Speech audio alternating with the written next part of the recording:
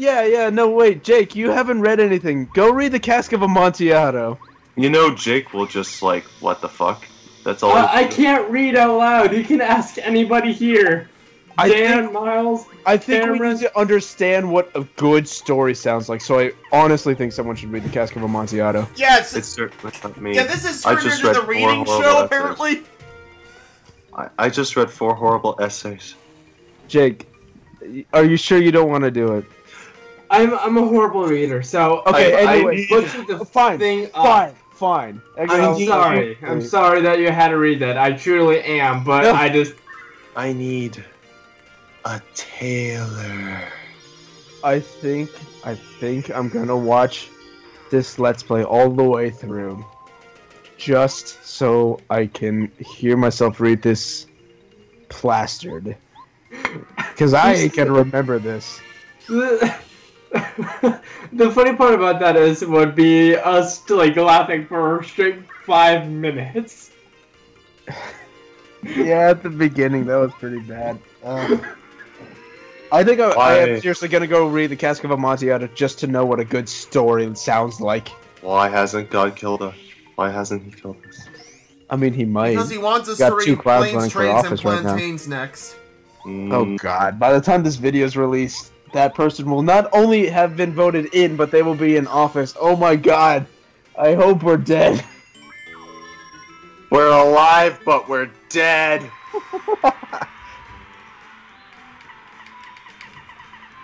Might as well level up your flower points. Yeah, that was probably the best decision. I can not the spark notes. I want to read the actual story. Oh, there it is. Okay.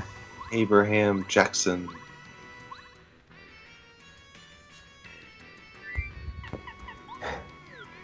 Holy shit!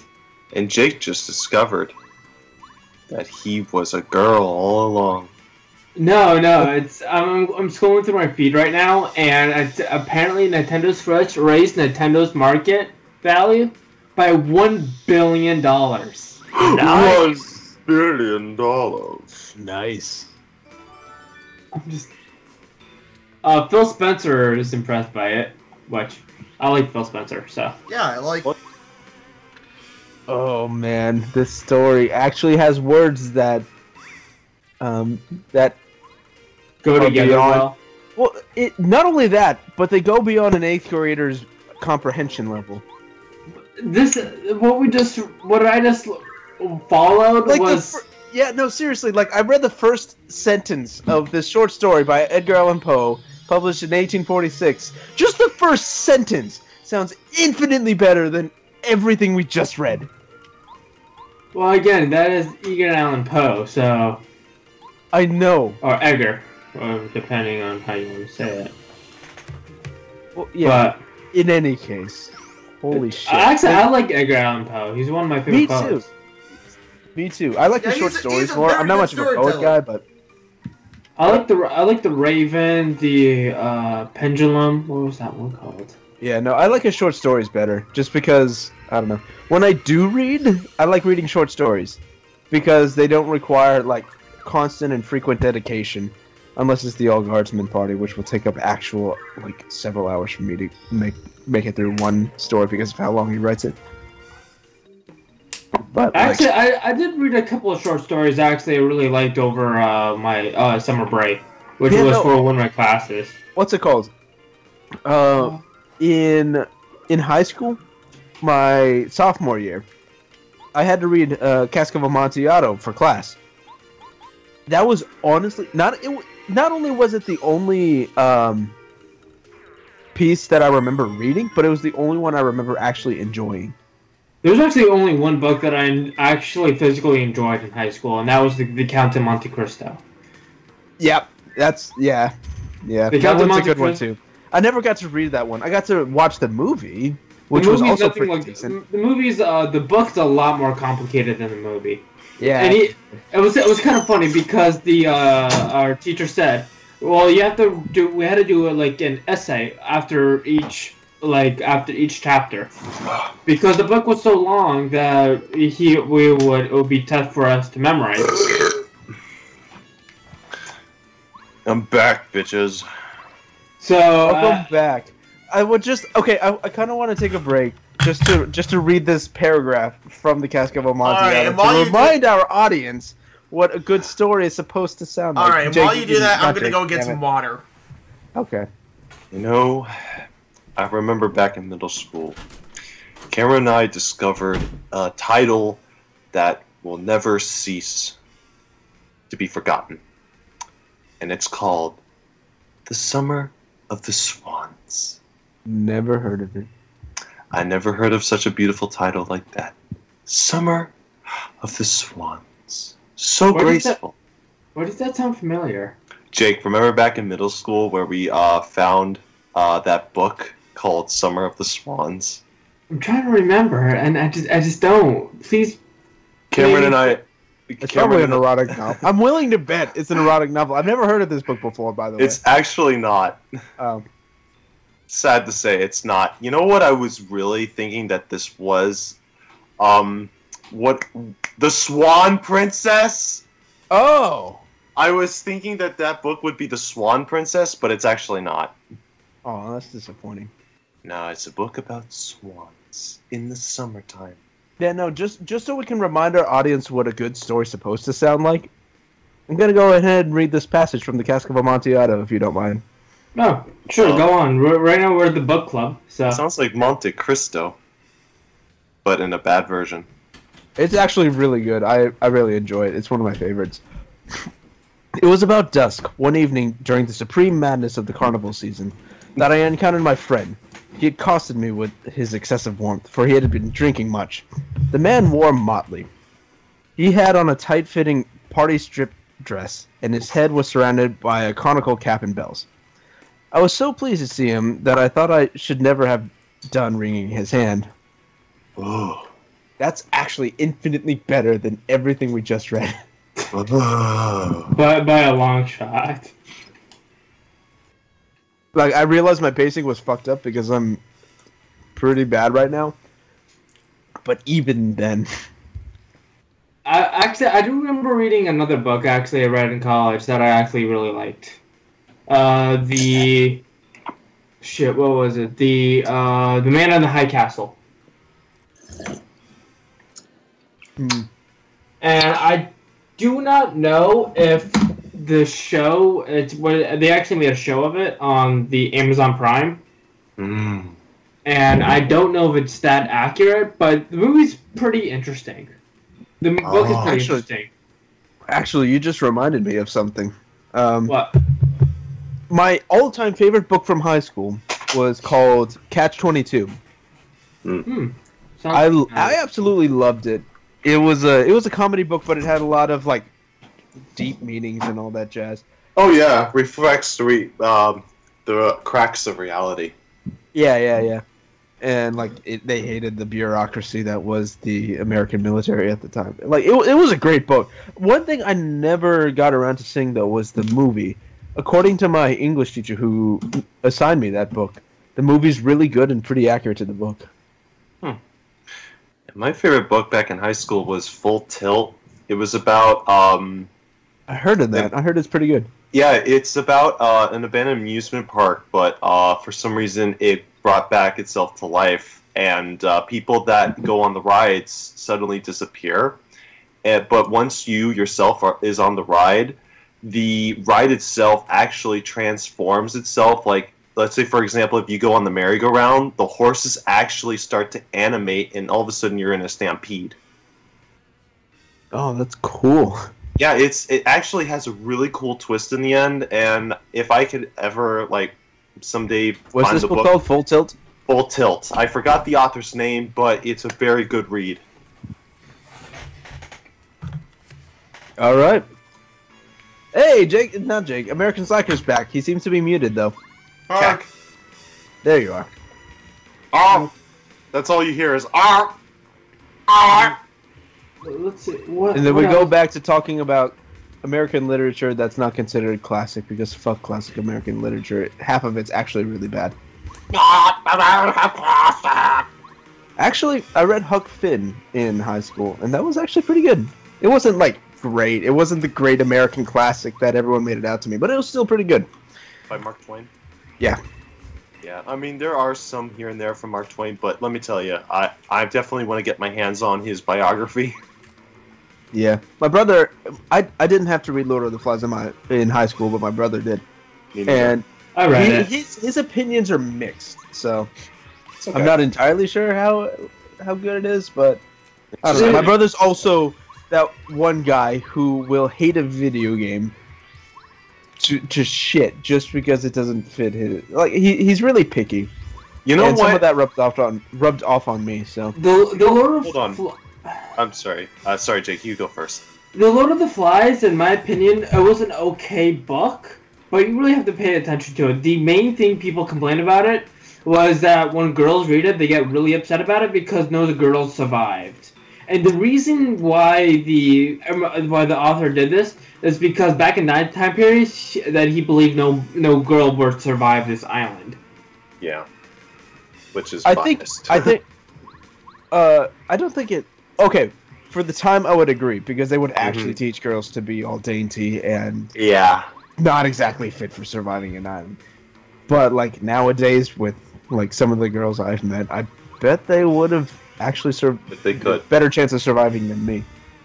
Aside from the actual physical strength part. I'm sorry, I'm terrible with names. What was your name again? Radomir. Thank you. Or you can call me Kevin if that's easier. That's actually better. Kevin, when you were saying something about a video game, let me tell you something. I've actually met someone that has been has played Banjo-Kazooie, but when she played Banjo-Tooie, she hated it, and I'm like, what? Yeah, that's a fucking classic. Yeah, I know. I'm like, how do you? I would argue that Banjo-Tooie was a pioneer of open world gaming, almost. I know because and it was better than the first game. Like the first game was good, but the second game topped it. Yeah, that's the thing. Improved in every single way. It didn't even feel like a sequel. It just felt more like a continuation of the first one. Yeah, exactly. It was exactly how a sequel was supposed to be built. She didn't like it because it continued from the first one.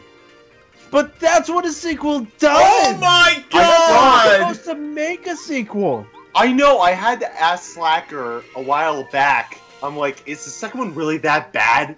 It's not. It's not bad at all! It's probably one of my favorite games ever! That's what I thought! Seriously! My favorite console was the PlayStation, and I fucking loved Banjo-Tooie! The reason why I bought a 360 was to play the third one. Oh my! You know what? That was me too. But then again, that was before we knew. But you know what? Was. You know what? Ukulele. Once that comes out, I will be super happy. I know this video is gonna come out like in late March, but like back in October of 2016, we talked about the NX reveal, which we recently found out was the Switch, like literally this morning. Like not even well, just a little over. We didn't even know it was being announced until like 24 hours ago. Yeah, exactly. Kevin, the way how you said way back in October 2016, I'm like, what? Okay. It's like it just happened this morning. Slacker told me that this video is gonna be released in late March, so it'll actually be way back. But what the point I'm trying to get across is that I genuinely hope Ukulele makes its way to. Oh, I hope so too. It makes its way to the Switch. I don't know how the Switch is gonna look. I don't know how the Switch is gonna feel, but I want it to be on the Switch because I want Nintendo to succeed. Definitely, I have no doubt. I'm a fucking Sony fanboy. And I'm willing to bet you. He said it once, and he's probably gonna say it again. But the CEO of Sony will say that he wants Nintendo to succeed. Mm-hmm. Yeah. Oh yeah, no, I have no doubt in my mind that Rare will release the game on the Switch. I mean, Rare worked with Nintendo. They have. This is Platonic. It's not Rare. It's Platonic. It's Platonic, Stan. Oh, yeah. The guy made it. but a lot of the guys from Rare, like the original Rare, made it. Yeah. Like The the people OG who Rare, the made good Rare Rare. what it The is. good Rare. The good Rare. The good fucking Rare. I mean, I don't. We haven't seen much of Yooka-Laylee. I'm not sure when it's gonna be released, but it looks pretty Oh, I good put the right toy now. box already. Huh? I played the toy From box what I've already. heard, it's gonna be Q1, so that means anywhere from January to March. Oh my God! Is it gonna come out for the? Is it gonna come to Steam? Yes. I think so. Yeah, I have it on. I Oh have my it for God! Steam I'm already. pre-ordering this shit as soon as I can. I already pre-ordered it. You I already pre-ordered. did. I gave Oh. $50 Yeah. for it. Jake- Okay, it's on the Xbone, which is why I didn't pre-order. Yeah, It's also Jake's on getting the toy Game. box. Cool. I already have the toy box. I have Yeah, played we it already already. did videos on the toy I'm box. jealous. Yeah, I Wait, already did Jake. videos on it. Those have Jake, been up for weeks. Jake, don't Yeah. you have a I can't Nintendo even 64 look alike of Yooka-Laylee? Oh yeah, it's pretty much it's a true successor to it. That's what They- I thought. That was so cool that they actually did that. They did it. It's pretty much a true successor. So everything that you think of Banjo-Kazooie, even the way they talk, the play, how they even walk. Yeah, no, like if you take out Yuka and Laylee and you put in Banjo and Kazooie, it'll feel exactly like a Banjo-Kazooie game. Oh, it already does. The It's only the thing I have Banjo-Kazooie the sequel only we never The only got. thing I have a problem Yeah, no, with it's is, Banjo 3E. You know, the one that was hinted in Banjo 2E? Yeah, for Game Boy. I mean, excuse me, GameCube. Game Boy. Oh, Actually, wait a minute. There actually was one on the Game Boy. and it sucked. Yeah. Oh yeah, but that wasn't the Banjo 3E we wanted though. Yeah, exactly, Dude, exactly. Dude, We the got- Game we Boy got Advance two one Banjo sucked. 3Es. Like I could go for a Banjo 3E that was slightly worse than Banjo 2E, so long as I got like a good game. But Microsoft fucking ruined it. I'm sorry, nuts and bolts. Yeah. If it was a different IP, I probably would have thought Yeah, that's nothing everyone. of it Everyone as agrees opposed to with you. on thinking that. less of it. I think JonTron put it best. Yeah, John Tron said if it was different characters, I would have been successful. But because It I have would've been- Banjo-Kazooie in it, it's not. Yeah, because like everyone who bought Nuts and Bolts expected a Banjo-Kazooie game, you know, a platformer puzzle thing with an open world and a lot of those elements. But then you slap this really good IP that's known for its platforming onto this like cart building game, and you Yeah, just got a as- bunch of shit.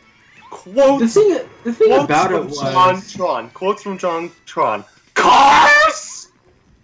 Cars! Yeah, when I no, first and I got the think- game, when I first got the game, I was really confused, but I still enjoyed the shit out of the game. Yeah, no, like it looks like a good game. It looks like you get a lot of enjoyment out of it. And if it was sold as a different IP altogether, I probably wouldn't have hated it as much as I did now. Like I said, my favorite company in the console wars is Sony.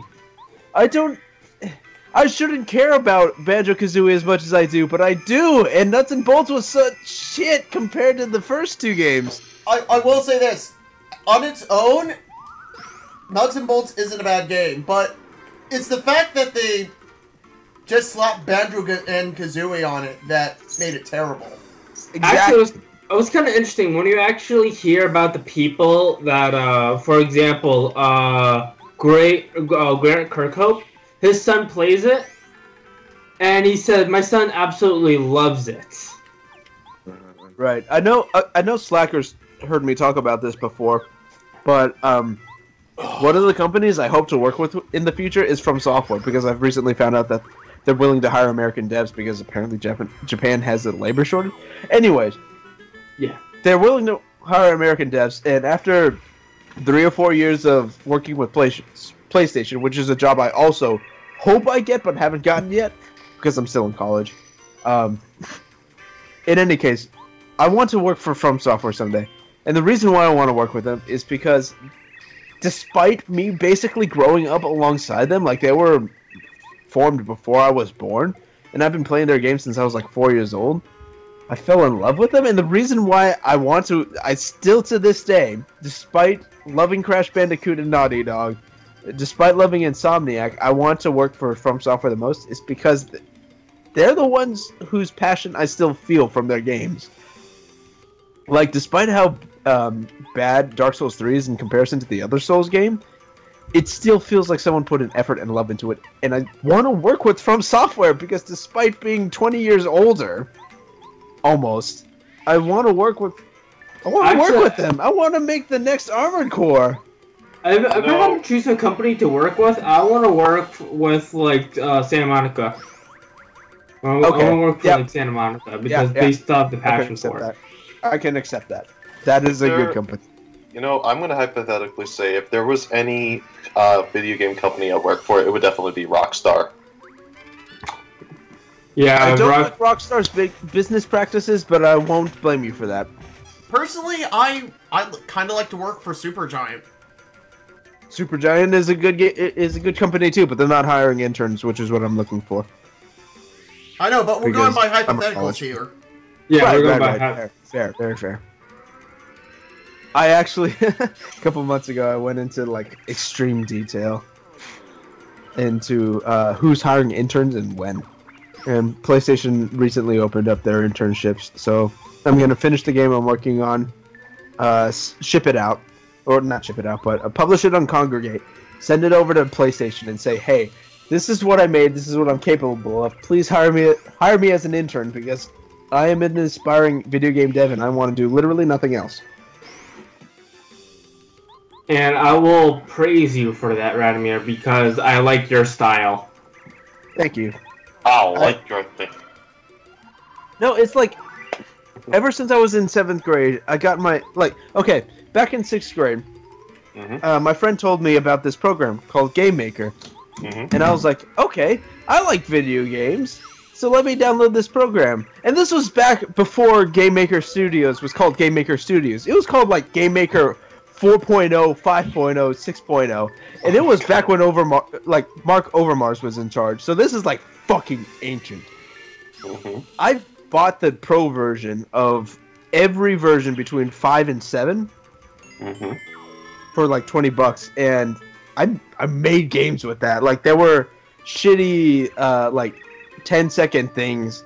But like I had so much fun doing it, and I loved it so much. And in I wish I had that. In 7th and 11th grades, I made 2 games for academic-related competitions. And in 7th grade, I won 3rd place in the state for a game I made in the Technology Student Association. Guys. And in 11th grade, I won 1st place in the district. I didn't place in state, unfortunately, and that actually made me really sad. To the point where one of the people who came with me, like one of the people who came from my school, like offered to, she actually offered to suck my dick just to cheer me up because I was so depressed that I couldn't place in state.